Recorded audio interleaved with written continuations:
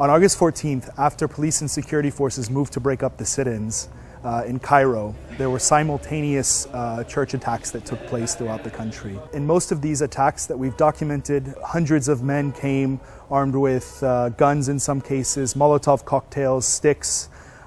They broke in, they came in, they looted, they destroyed, and then for many of the churches, they burned them to the ground.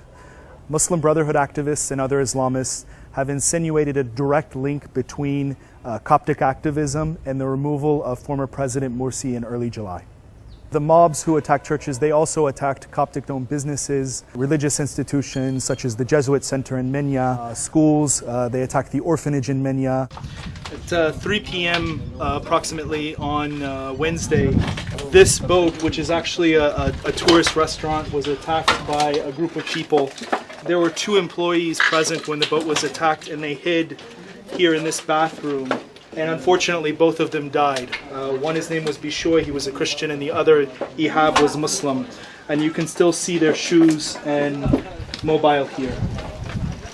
In the vast majority of the cases of attacks on churches that Human Rights Watch documented, security forces were not present at the start of the attack and didn't come to the aid of the churches during the attack. In Minya City, one young man whose church was burned pointed across the street, very close to the location of the church, saying, that's the security building. So he couldn't understand why the police and the security forces didn't come. احنا فرق بيننا وبين مديرية أمن المنيا 20-30 متر بالكتير في ظهر السور.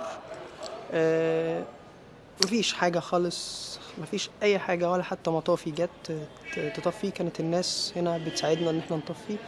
هي حاجة سخيفة جدا إن أنت تلاقي كل ما المكان اللي فيه ذكرياتك كلها، إذا كان مدرسة في ابتدائي أو إعدادي أو ثانوي، وكنيستك اللي بتروحها وفيها ذكريات مع أصحابك، كل ده مرة واحدة ما تلاقوش. يعني مفيش خلاص، مفيش مكان يبقى ليه ذكرى معاك، حتى الأماكن كلها اختفت.